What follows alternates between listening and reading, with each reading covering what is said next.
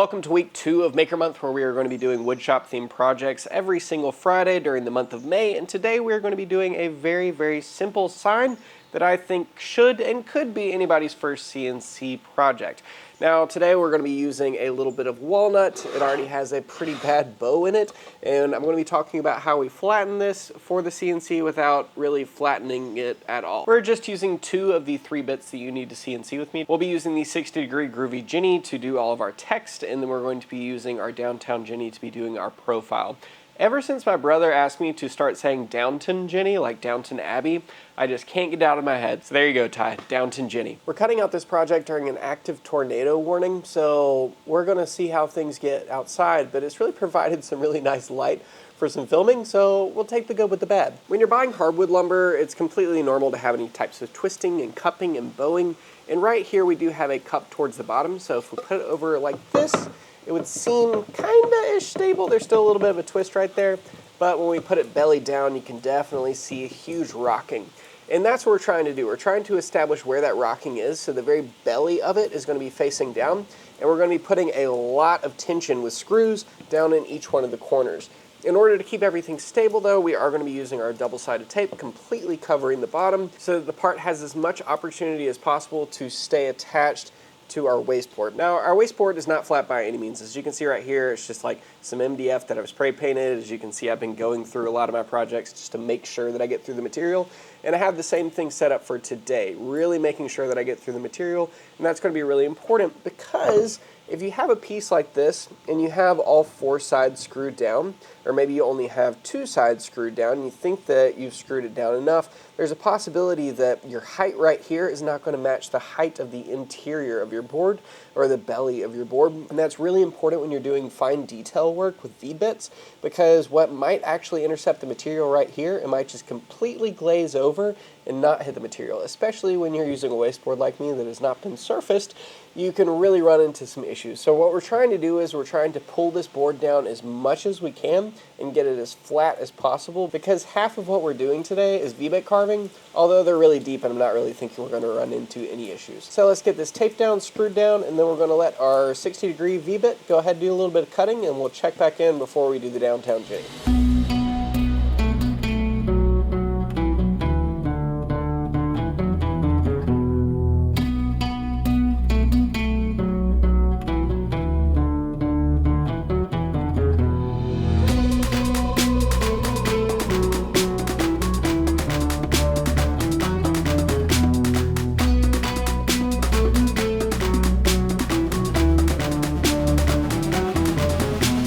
Before we switch over to our Downtown Jenny, I just want to mention that this is like a perfect example of why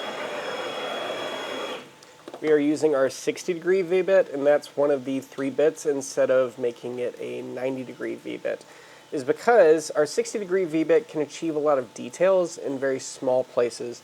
With all of these letters right here, you can see where there's areas where it is nice and deep, and then there are areas where it's a little bit more thin.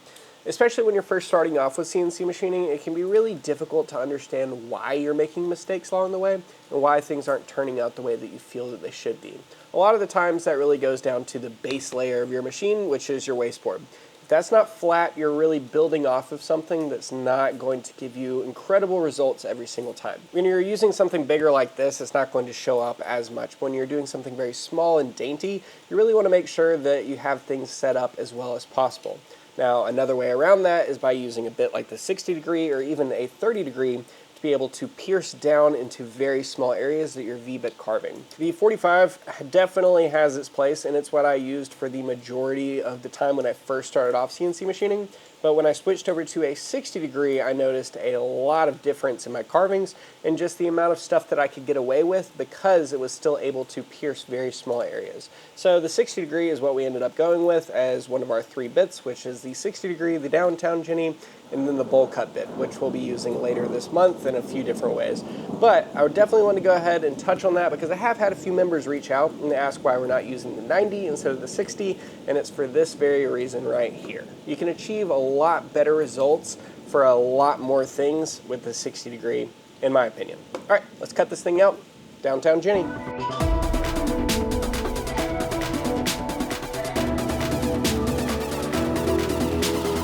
It is is time for this week's Mystery File! Every single week, Mitz sends me over some mystery G-code. I have no idea what we're about to cut out, but we are about to find out together. I'm going to take some of this MDF, put it down, and then use our 60-degree groovy Jenny to do something, and then our downtown Jenny to, I assume, cut it out. I don't know. Let's see what happens. I have no idea what this is. Ha! Ha! And they're not the same size circles, but they could have been? I do not know. Hot, hot. And this one looks like a waffle, so maybe it's like a hot plate, like a trivet. But then this one doesn't look anything like it. It is more like bubbles. So when this was carving hot, I thought it was going to say cold, but it still says hot. Let me know down in the comments what you think. Maybe I'm overthinking it. Maybe it's just a trivet. Regardless, thanks, Mitz. Well, you know when you want something for so long and you just can't do anything to make it happen, you're just sitting in the sidelines just kind of hoping? That stake back there is where my power pole is eventually going to be. Tree crew was super nice. Cut down the trees. I appreciate them. I'm not any closer to power, but I didn't get hit by a tornado today, which is great. I'm a man floating in a river, waiting for life just to happen. So, here we go. We've got this sign right here. It says, measure twice, cuss once. Nope. Sorry, my neighbor's leaving right now. And I'm very out in the front of my yard. And awkward is not the right word for sitting in front of your house talking to a camera holding a piece of wood. All right, and here we are with our finished sign. As you can see, we do have a little bit of blushing, which let's go ahead and tackle that. So this came off the CNC machine, and I went over it with a round over bit on the top and the bottom. And then I took some sandpaper and I just sanded everything pretty lightly with both, I think 150 or 180 and then 320. And then I went ahead and put on some spray lacquer. Now, I knew that since today's weather has been absolutely miserable, there is a lot of moisture in the air, and I knew that it was possible that we were going to be getting a little bit of blushing, but I did not think it would be this severe. So the way that I'm going to be remedying that for my specific sign is I'm going to re-sand it a little bit, just with 320, just lightly scuffing up these parts, and then I'm going to re-wet it with lacquer. Now, the really nice part about lacquer is if you are going through these steps and you're not letting it fully cure, as in you're just waiting a few minutes between each coat and lightly sanding in between each, whenever you spray that new coat on top, it's going to re-wet it, which means it's going to mate those two layers together and they're going to melt into each other. So if you are using a lacquer-based product and you start having like really dry or white areas, that's called blushing, and it definitely can go away. Just make sure that you're not doing it in a really humid environment like I am right now. But before I did spray it, I went through with a nylon brush and got in as many of those little fuzzies out as I could. The majority of the time, if you're doing V-bit carvings, especially on like hardwood or something, there's a possibility that you're going to have things left over inside these little gaps, but I just use a nylon brush and that gets rid of everything pretty easily. Every once in a while, I do have to go with like a screw tip or something and like kind of dig little pieces out, but if you're using a nice new sharp bit, it's not really going to be an issue at all.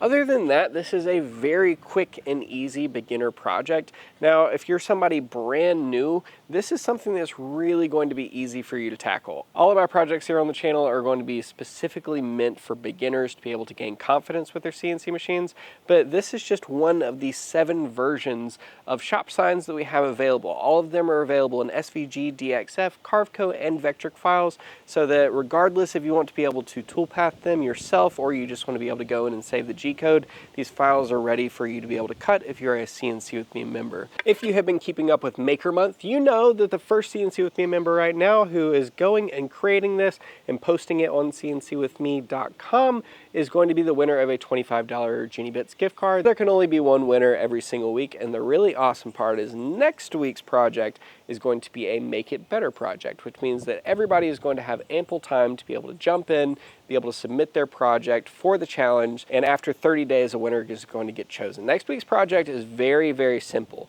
It's dealing with magnets, and we're going to talk about magnets in different ways. I'm pretty excited about it, and I hope you are too. Yeah, the setup out here in the garage is not great. I'm very, very excited about things moving back to the shop. I'm sure one day I'll look back at this time and think fondly of it, but not right now.